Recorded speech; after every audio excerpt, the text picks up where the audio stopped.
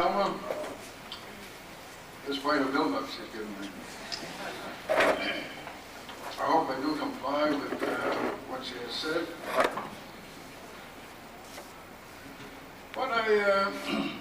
The first thing I knew about this program was I received a letter that I was on this program. So it made me wondering, what am I to talk about? One of the things that I think there's a lot of things to be mentioned. Many things could be mentioned, but I was interested in some of the history I've read. Back to 200 years ago, 1794, we had the Northwest Company that hired many of our Iroquois from Kahnawake, St. Regis, and Oka. They hired these men as voyageurs and trappers. In New York State, the beaver population was depleted by the middle of the 18th century. By 1754, there was no more beavers to be found in New York State.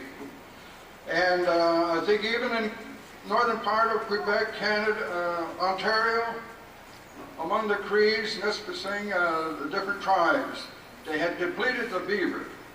There was such a demand for furs by the European fur traders.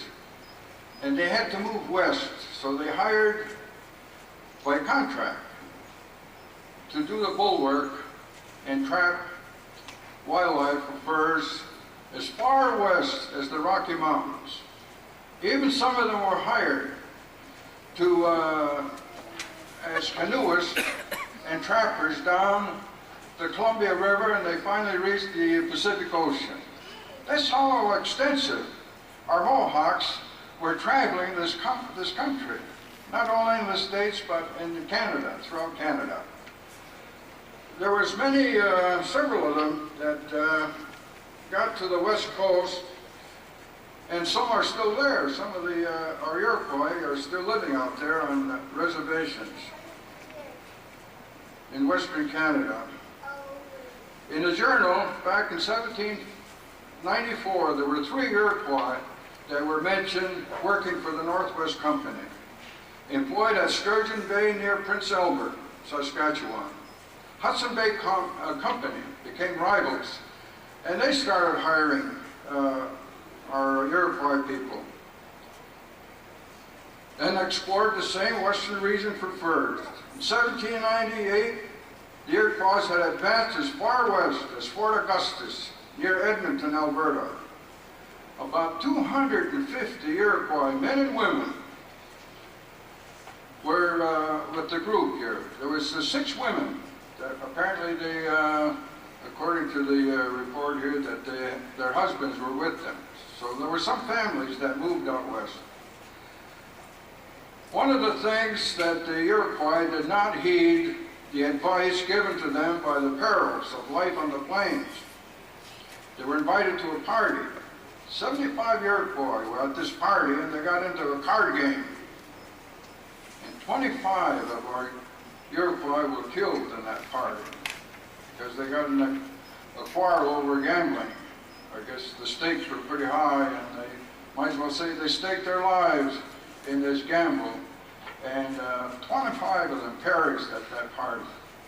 So as many as 120 got together. They were going to raid the Gros Ventre Indians. And finally a Cree told them, he says, you're risking your life, you better pull your horns back and live in peace. Because if you're risking your lives, if you continue to fight with the Indians up on these plains. Eventually, they formed a Mitchell's band, apparently after one of the Iroquois named Gahrio. The spelling that has changed too, instead of our Iroquois or Mohawk spelling with a K, K-A-R-I-H-I-O, they can spell it with the C-A-L-H-O-O,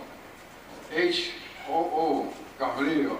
It's a new spelling that they've adopted since they've been out west. They were granted 25,600 acres, and they're reserved at St. Albert, Alberta. However, land surrenders reduced the reserve land to 15,485 acres.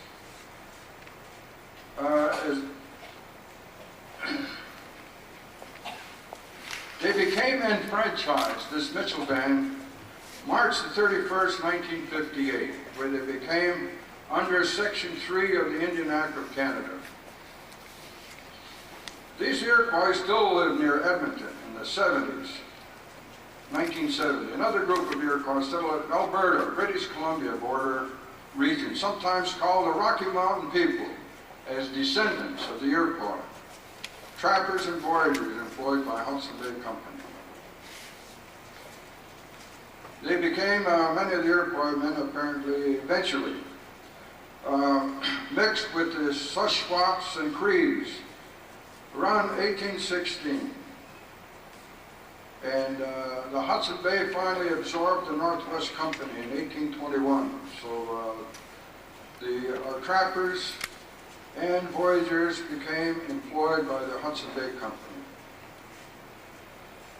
The one famous Indian that's often spoke of, I came across one of the sisters, Sister Providencia. She received the Gallaudet Award the same time I did, and worked among the Indians out in the state of Washington and Idaho.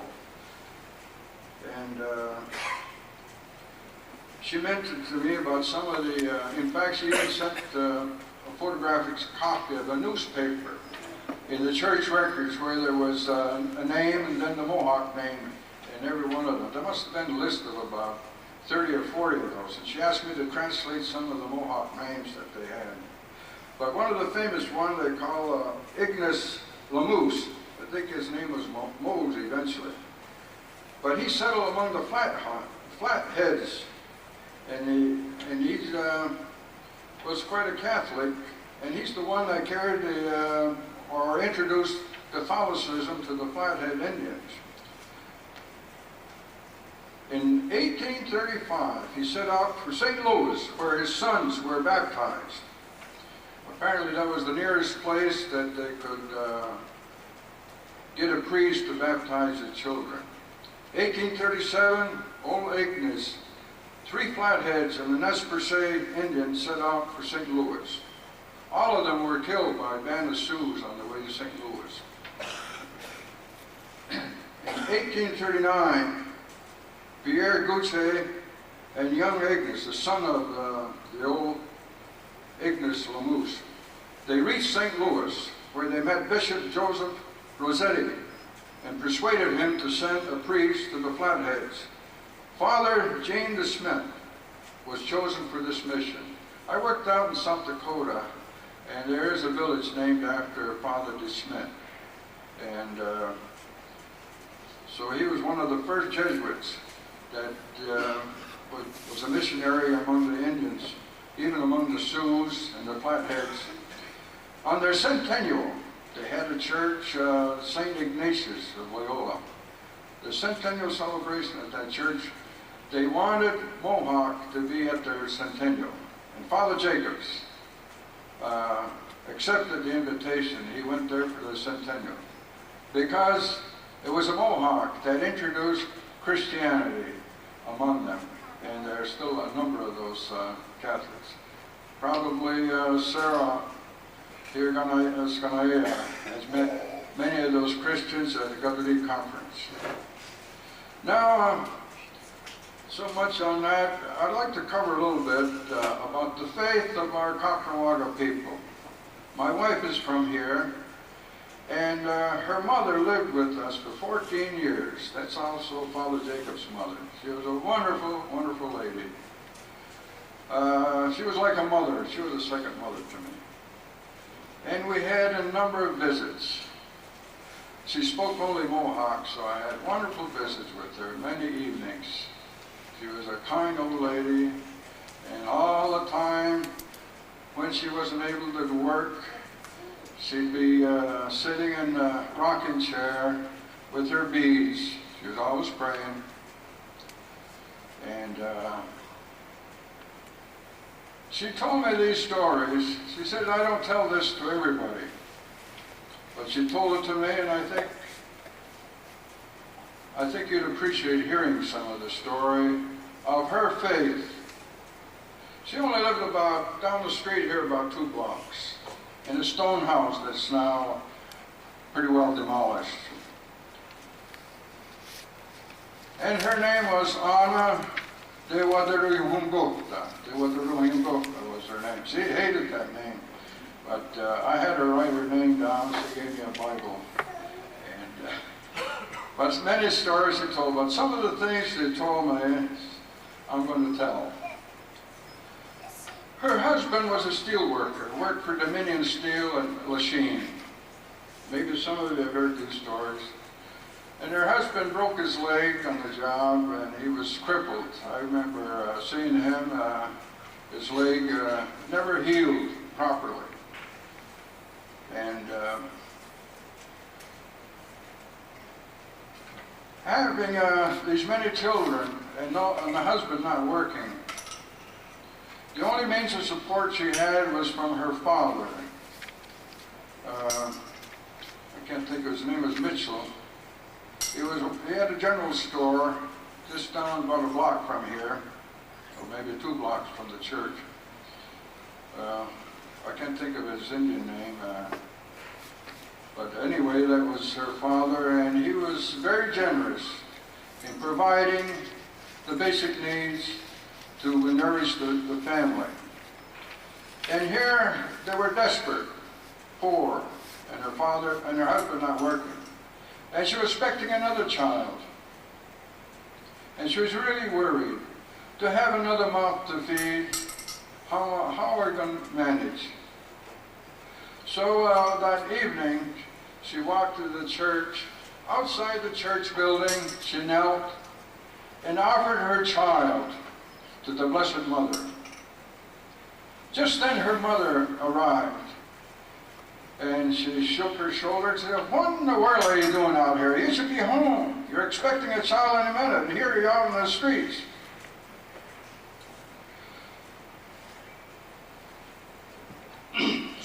So she got up and went home. And she did have a baby boy. And a few years afterwards, maybe 4 or 5 years afterward, being a mother that she was, every morning she'd get up, she'd go to every bedroom, and count heads. She had a lot of children, but she had as many altogether in her lifetime, about 11 children. But at that time, she must have had at least a half a dozen children. And there was one missing. Every morning she got curious, how come there's one gone here? She'd run downstairs and get on the porch and look up and down the street. She looked toward the church, and there she sees her little boy coming from the church. She said, "I never told that kid to go to church. He was only 4 or 5 years old." And that was the one she offered the child to the Blessed Mother. He was always in church. As he grew older, became friends with the Jesuits because he was in church all the time. And he wanted to go to school. The Jesuits provided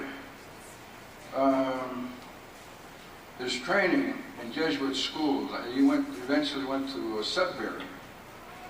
What is it, Sacred Heart Church in Sudbury? I see his diploma back about at the turn of the century. I mean, about 1922. So the Jesuits helped him to get further education. Eventually, he wanted to join the order. I have a letter that Father Jacobs wrote to his mother in India, about 7 pages, when he decided to become a Jesuit, to join the Jesuit order.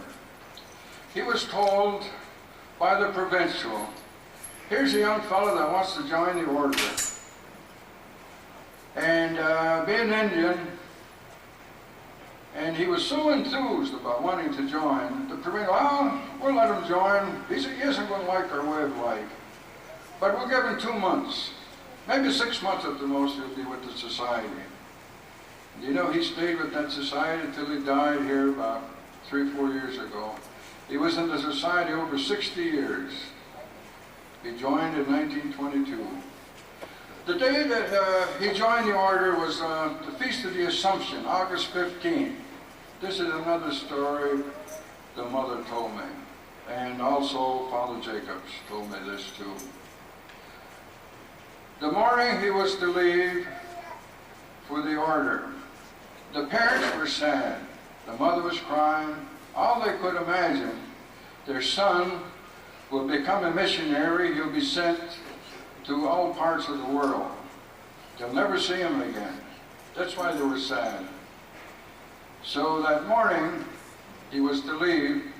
He was sleeping with his brother upstairs, and they're right on the St. Lawrence River, and there was a nice breeze blowing. The windows were open, and there was curtains hanging. You could see this curtain waving in the breeze. And just then it felt like a steam. A fog rolled in from the river, and there appeared the Blessed Mother.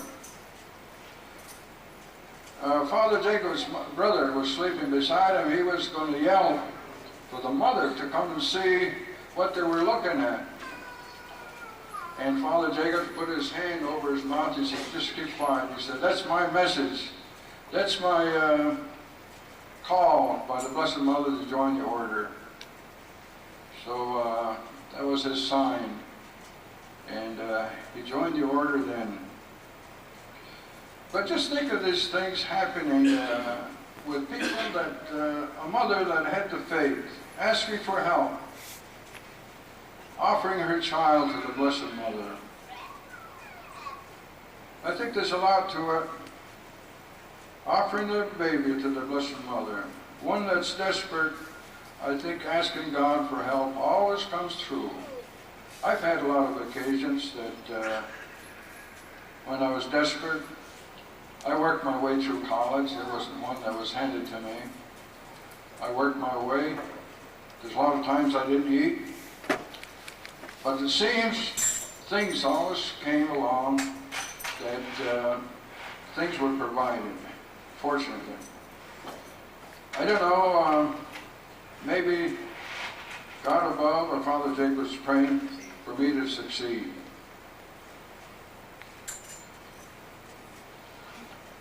Talking about faith, my name is Solomon. I begin to wonder where I got that name.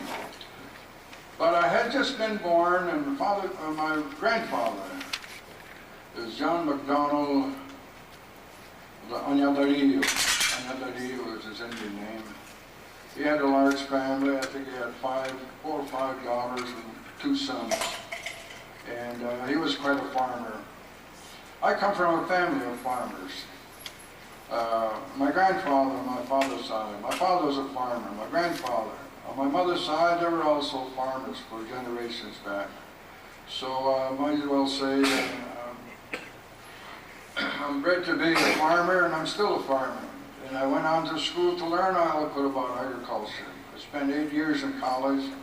I was the first one to graduate out of Cornell with a doctorate degree, and I'm still farming. I had a dairy for 17 years until my back happened to give out, so I had to quit the heavy work. But I'm doing a little farming, which I enjoy, and then I do another on the side. But the day that I was born, my grandfather came, and he asked my mother,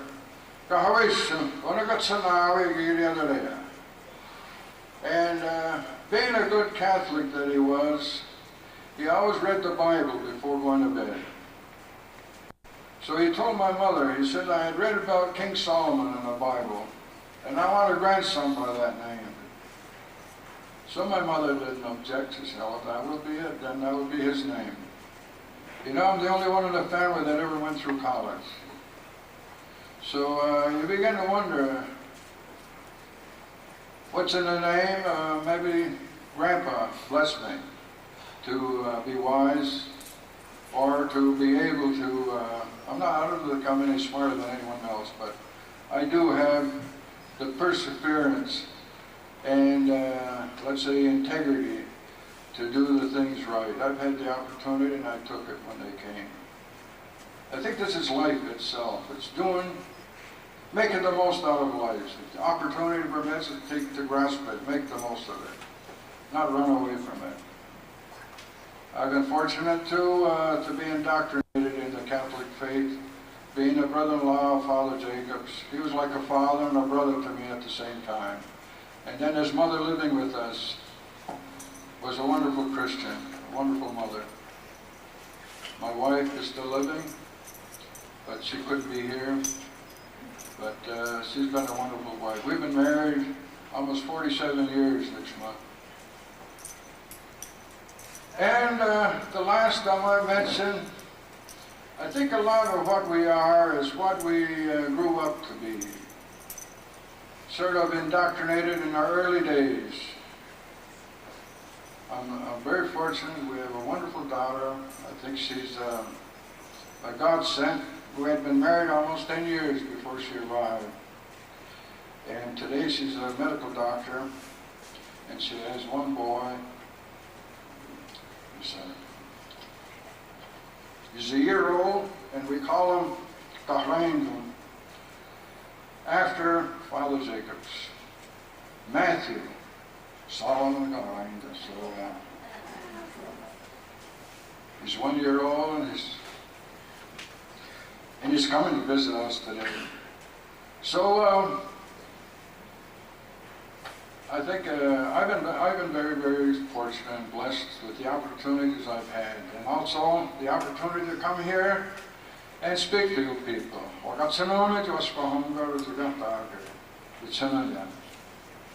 And it's a pleasure. I think I've learned a lot listening to some of our other elders. The one from Kahnawake and I might say a word about Ernie. We used to go to elementary school together. We didn't call him Ernie, we used to call him Janito. I asked him, I said, how did you get that name, Janito? Janito. That means beaver. Somebody that, as I recall, he told me, he said, there's a guy down on the road, he has a mink coat. So I used to call him, Janito, yeah. And he had a fur hat on that was also beaver, so they called each other Beaver. Is that right? So let's say Ernie is an eager beaver. He's bringing up this beaver. I took you one. I got